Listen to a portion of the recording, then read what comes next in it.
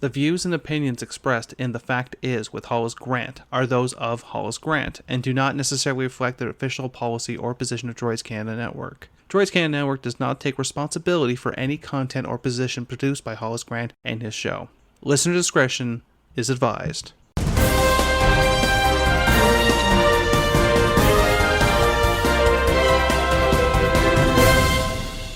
Good morning, good afternoon, and good evening. Thank you for tuning in to another edition of The Fact Is. I am your host, Hollis Grant, and today's topic, we are discussing porn and politics. Politics and porn. P&P. This particular story is a breaking news event. This comes from the wonderful island nation of England. The Independent.co.uk, for this particular article can be found, starts off with the headlines, Tory frontbencher, not a backbencher, but a frontbencher, caught watching porn in House of Commons as Chief Whip investigates. To go on to the article, a colleague says behavior is unacceptable in any workplace. The Conservative Party has launched an investigation into claims a senior MP watched pornography on his phone in the House of Commons. The office of the Chief Tory Whip, Chris Heaton-Harris, said action will be taken over the claim, which comes as misogyny in politics is under heightened scrutiny. A female minister who said she was sat next to the unnamed frontbencher at the time told colleagues about the incident at a meeting of Tory MPs in Westminster on Tuesday night, according to reports. A spokesperson for Boris Johnson said the alleged behavior was, quote, totally unacceptable, end quote, insisting that allegations like this are taken incredibly seriously. They added, while the chief is looking into it, there is nothing further we can say. Asked whether watching pornography at work was a sackable offence, the spokesperson said, I am not aware of any disciplinary action. Obviously, it is wholly unacceptable behavior and is being looked into. Tuesday evening's meeting of 40 to 50 members of the 2022 group of Tory MPs, attended by Mr. Heaton-Harris, leader of the Commons, Mark Spencer, and party chair Oliver Dowden, is understood to have heard around a dozen women complain of sexist behavior by colleagues. One MP said that they recounted experiences of disgusting, deeply sexist comments that wouldn't be tolerated in any company or organization, including sexually lewd remarks. Reports suggest that the MP alleged to have watched porn in the Commons chamber was not named at the meeting, though his identity may have been passed to the Chief Whip later. The meeting was held after the Sunday Times reported that 56 MPs, including 3 cabinet ministers, were under investigation over claims of sexual misconduct, referred to the Independent Complaints and Grievances Scheme. Number 10, that's the Prime Minister, would not be drawn on the alleged investigations into cabinet ministers and would not say whether the Tory party was looking into the claims. We obviously take such allegations extremely seriously, but there is an independent process in the place, and it is right not to speak on its behalf, the PM's press secretary said. When asked about the incident earlier at Prime Minister's questions, Mr. Johnson said the ministers would face dismissal if misconduct claims against them were upheld by the investigation. One Tory MP, Brendan Clark-Smith, told the BBC Politics Live that the reported behavior was unacceptable in any workplace. If somebody has done that, then quite rightly I would expect there to be some consequences for that, he said.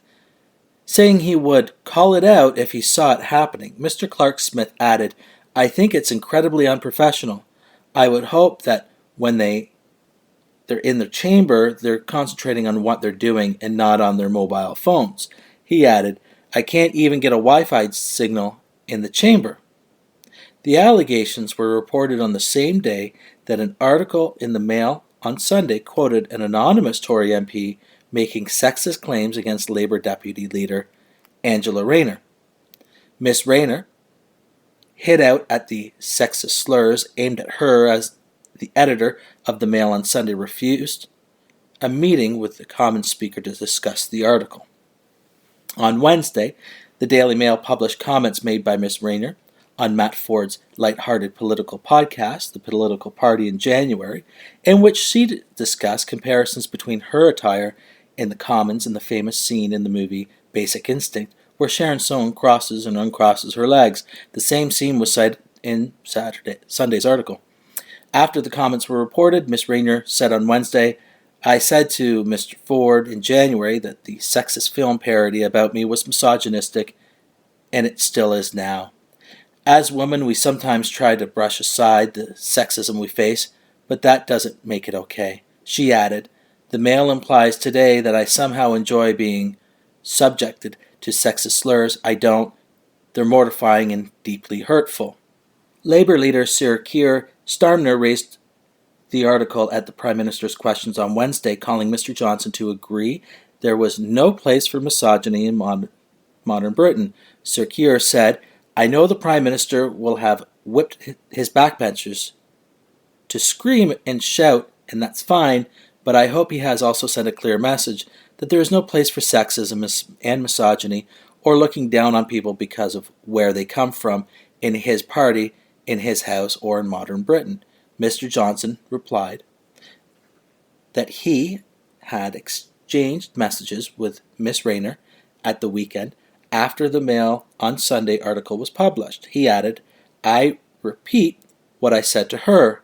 There can be absolutely no place for such behavior or such expression in this house, and we should treat each other frankly with the respect that each other deserves." Asked by Green Party MP Caroline Lucas about the report of sexual misconduct investigation into MPs, including 3 cabinet ministers, Mr. Johnson said a guilty verdict would be grounds for dismissal for ministers. Now, having come out and said that a minister was watching porn and watching pornography on his phone, the article is talking about other allegations that go on to different people. But we have to look at the issue of watching porn in Parliament. While there's no grounds for dismissal, and that was made clear in the article, there's no grounds for dismissal, would you expect a slight slap on the wrist to say, while you're representing the country, could you please not watch porn? The issue isn't so much with how this particular party deals with that individual. It more is repeated of a problem with society in general.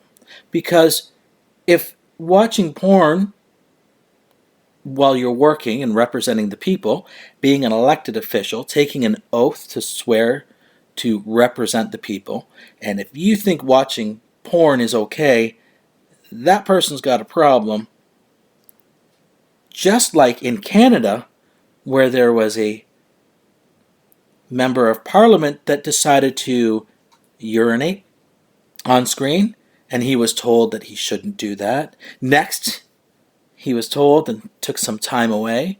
He wasn't fired for that offense, but he did it again a second time, and he wasn't fired for that. So if we're looking at how governments and how particular parties deal with people, in this case, the English would be a typical conservative government, and in Canada, it was under the Liberal government, a typical left-leaning government. So 2 different sides of the political spectrum, but we all can agree that it is wrong behavior. Where are we now in a society that we've lost the common decency? If you're being paid by the public, by tax dollars, and to represent the people, put your phone down, pay attention to what you're doing, and watch porn at home. Or watch it in the privacy in your own place. Or on your own time. not on the public dime. But when we have leaders of parties that have COVID parties, like Boris Johnson did, while everyone else is locked down, they're having people come over and drink, bring your own booze. Or if you're Justin Trudeau's government, where you have a leader that's traveling all around the world while telling people to stay home. When your leaders fail to set the example and they fail to be a moral compass, then you get this type of behavior.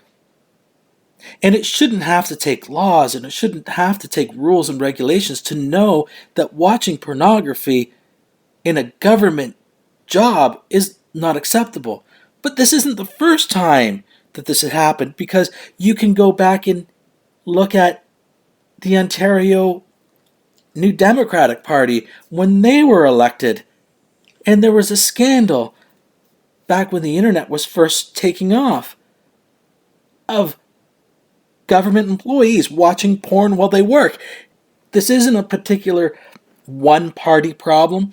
This is an entire society's problem. Where are our moral standards when our elected officials sit down and watch porn? How can taxpayers take governments seriously when this is how they treat the taxpayers? With total contempt. I'd like to hear what you have to say about this. You can reach out to us on Twitter and on Facebook, and you can always go back and take a look at our past episodes on droidscanada.com. I'd like to thank you for tuning in this week to The Fact Is. I'm your host, Hollis Grant, and I hope you have yourself a wonderful week, and be careful when watching porn at work. It's best to keep it at home. Dan, what happens every Thursday? That would be DCR Droids Canada Radio. And what time is it at on Thursday? That's from 9 till 11 p.m. Dumb question, where do you find it? You find that at accessradio.ca. And what's the best part? It's